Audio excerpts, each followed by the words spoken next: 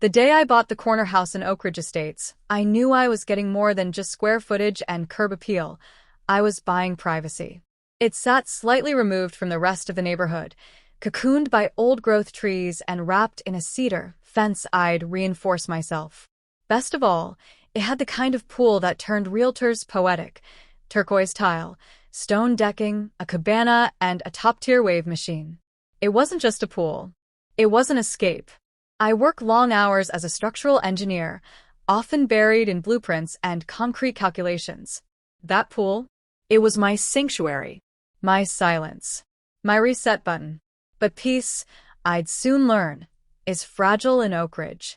And it shattered the moment Karen moved in 2 doors down. She arrived like a storm, pretending to be a light drizzle, friendly waves, complimenting landscaping, inviting neighbors to brunches no one wanted to attend. She called herself Cynthia, but the entire block, minus her, used the name Karen. It fit. She had the blonde bob, the designer sunglasses, and that subtle but deadly tone that made every sentence sound like a customer complaint waiting to happen. 3 weeks after moving in, she joined the HOA board. A month later, she'd rewritten the neighborhood newsletter to include her Community Improvement Corner, which mostly consisted of thinly veiled criticisms. Let's remember how important it is to store trash cans out of sight, or we all love pets, but leash laws are not optional. I got my first notice within days. Your porch light is too bright. Please consider a softer bulb for community harmony. I complied, technically. I swapped it for a motion sensor floodlight that triggered every time she passed. The standoff simmered under the surface, until it didn't. One Thursday, I wrapped work early and drove home craving silence. But as I turned onto my street, music slapped me in the face. Bass thumped. Laughter echoed. I pulled into my driveway, frowning. The noise was coming from my backyard. I jogged around to the side gate, heart pounding. What I saw made me stop cold. My pool, my private pool, was packed with people. There were balloons strung across my cabana. Someone had dragged a folding table over my fire pit and laid out buffet trays. A DJ booth, complete with strobe lights, was perched suspiciously close to my water feature. Kids I'd never seen cannonballed into the deep end. Adults sipped margaritas on floats. A banner stretched across the back fence read, "Happy Birthday, Karen." At the center of it all stood the Queen herself, wearing a glittery sash that read "Birthday Queen" and holding court like she owned the place. I stormed through the gate. What the hell is going on? Karen turned, her eyes lighting up like I was a surprise guest. Oh, You're early. Early? I echoed. This is my yard. She blinked, all innocence. Didn't you get the notice? The HOA board approved the use of your pool for community celebrations. I sent out the memo 2 weeks ago. I stared at her. You mean that poorly formatted email with 5 fonts and a gif of a dancing flamingo? That one, she said, beaming. You didn't object, so we assumed you were on board. I looked around. You broke my locked gate. Oh, we thought it might be jammed, she said, waving it off. We didn't want to bother you. And since your pool is visible from the street, barely, but still, it technically counts as a shared aesthetic. We're leveraging community assets. My pool is not an asset. It's private property. She sighed, like I was the unreasonable one. It's in the gray area, really. The HOA has rights over exterior modifications visible from public view, and the bylaws allow shared use in some cases. You did agree to the HOA terms when you moved in. I looked at her, mouth open. So you're telling me you weaponized a vague clause to turn my backyard into your birthday resort? Don't be dramatic, she said, sipping her drink. We cleaned up after ourselves last time. Last time? She smiled, radiant with entitlement. Anyway, you're welcome to join. Tacos should be here any minute. I didn't speak.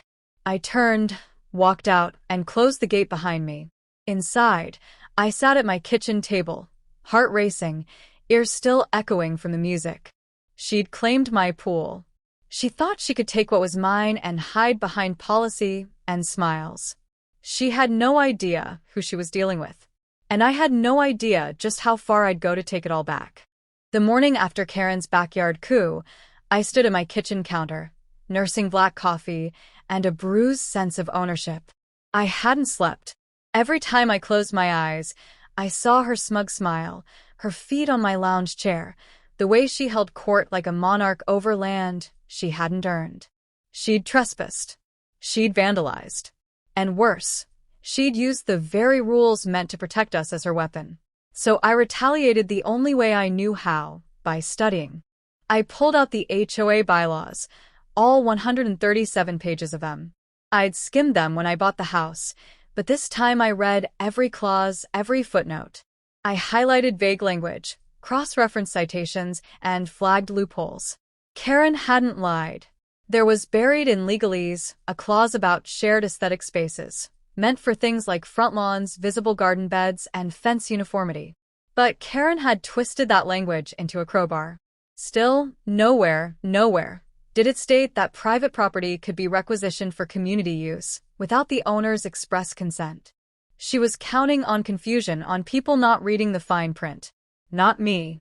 I filed a formal complaint with the HOA board.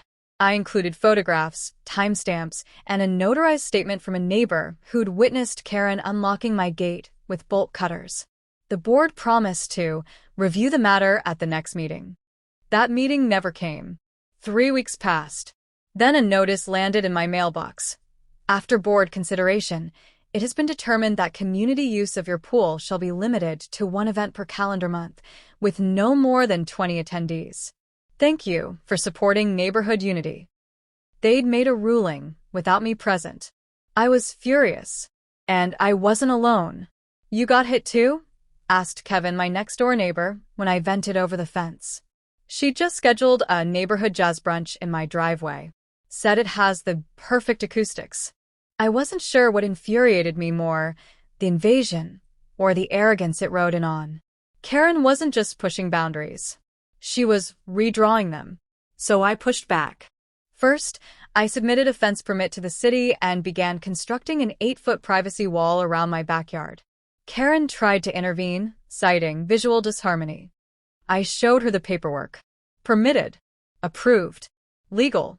Then, I installed motion sensor floodlights aimed outward, not inward. Every time she walked past at night, she lit up like a Broadway debut. She complained. I shrugged. A week later, I caught her standing on a stepladder on the sidewalk, peering over my new fence with binoculars. When I confronted her, she smiled like it was a joke.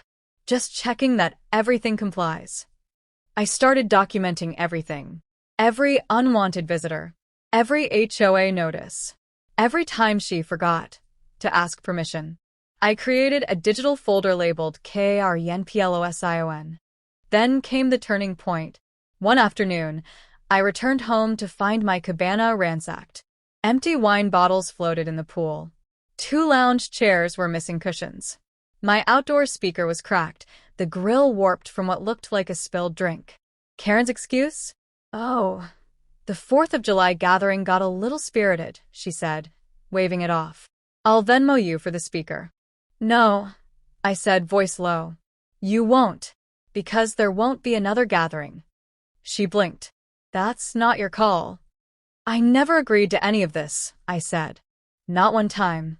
She tilted her head, the fake sympathy cracking to reveal something colder beneath. Maybe this neighborhood isn't the right fit for you. Oak Ridge thrives on community. No, I said, stepping closer. It thrives on people minding their own business. Her jaw tensed. I walked away, but my blood was boiling. She thought she was untouchable, shielded by bureaucracy, rules, and her warped interpretation of community spirit. But what she didn't know, what she could know, was that I wasn't some pushover hiding behind complaints. I was a builder. A planner. And my wave machine wasn't just for show. By the time the next HOA-sanctioned pool day arrived, a back-to-school luau complete with tiki torches and leis, I had everything ready. Karen wanted to play games? Fine. I'd bring the tide. The morning of the HOA's back-to-school luau, the neighborhood buzzed with artificial cheer. Tiki torches were staked along sidewalks.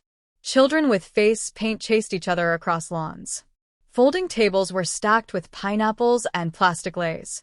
The flyer had promised poolside fun, tropical treats, and full access to Oakridge's most beautiful backyard oasis. That oasis, of course, was mine. I stood at my second-story window, arms crossed, watching Karen direct a small army of volunteers across my backyard like a resort manager prepping for VIPs. She was in her element, barking orders, plastering on smiles, and pretending none of it was stolen ground. She hadn't noticed the new controls mounted discreetly inside my pool shed, or the subtle adjustments I'd made to the wave machine's timing system. She had no idea what was coming. Not yet. At 2 p.m. sharp, the luau kicked off. The DJ spun a ukulele remix of pop hits. Kids in inflatable arm floaties splashed in the shallow end. A conga line formed beside the diving board. And at the center of it all was Karen, in a floral dress and wide-brimmed hat, waving like a mayor campaigning for a second term. I waited. At 2:17 p.m., I opened the app on my phone. A single tap. Then I waited another 60 seconds. The first wave hit gently, a rolling swell that drew surprised laughter. "Oh wow. That's new," someone shouted. "Is it a wave pool now?" Karen called out, pretending it was part of the show.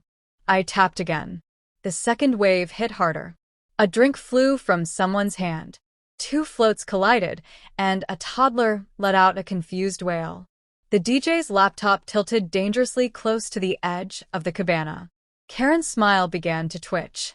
She looked around, eyes narrowing, scanning for the source. I tapped again. This one hit like a mini tsunami. The deep end surged upward. Lounge chairs toppled. The tiki torches trembled. A beach ball soared into a neighboring yard. The cabana groaned. A folding table collapsed, spilling skewered shrimp into the water like bait. Shrieks replaced laughter. Parents scrambled to grab their kids. Flip-flops flew.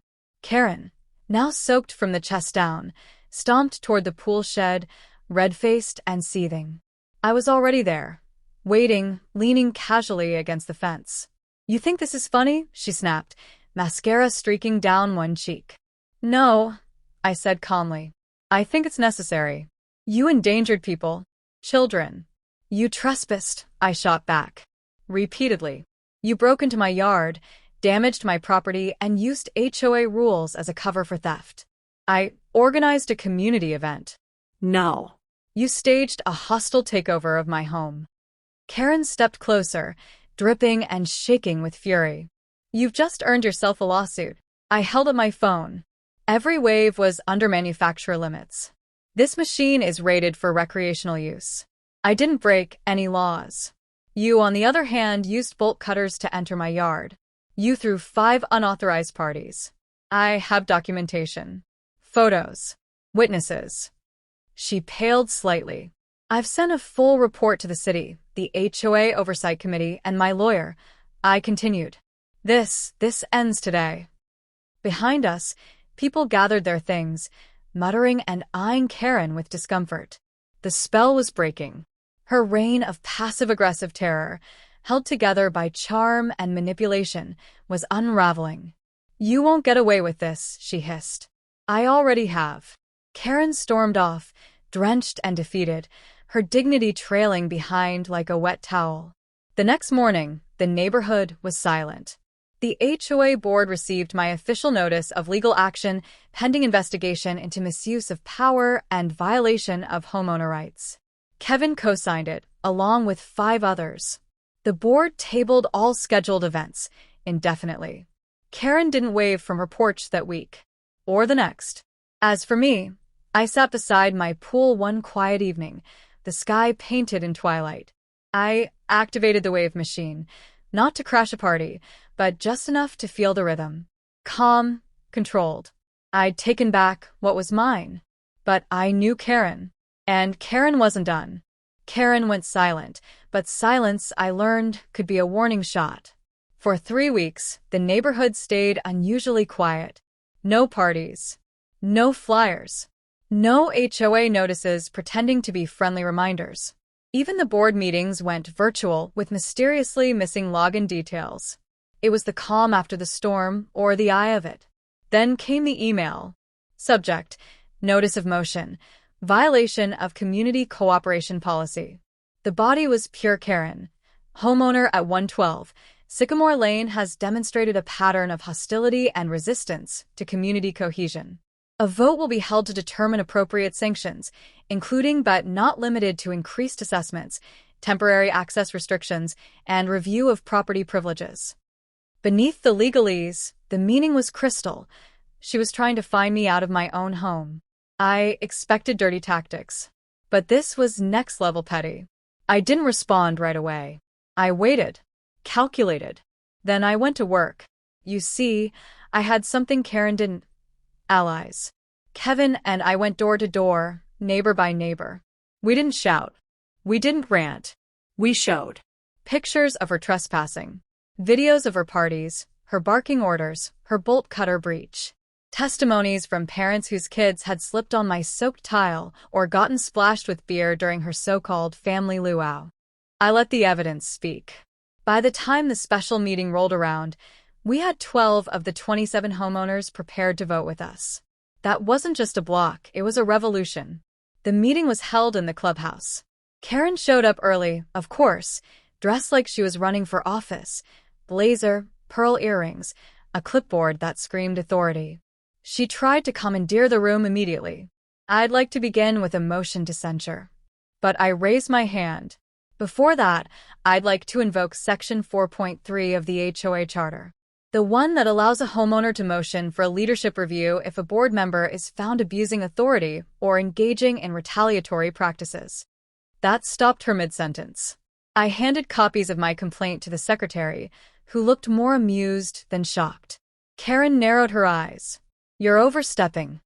No, I said calmly. I'm playing by your rules. I just read them better.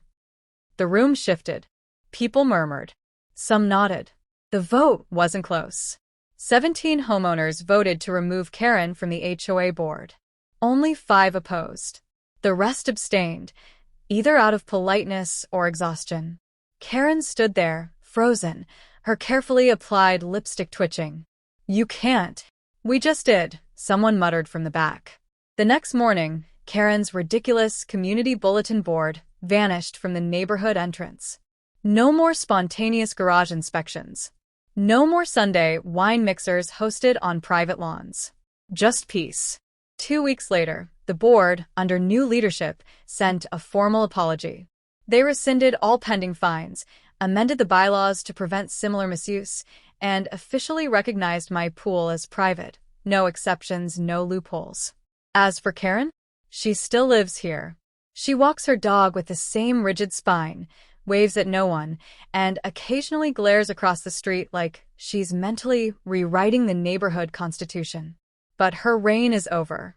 Sometimes I see her glance at my yard, as if waiting for another wave to hit.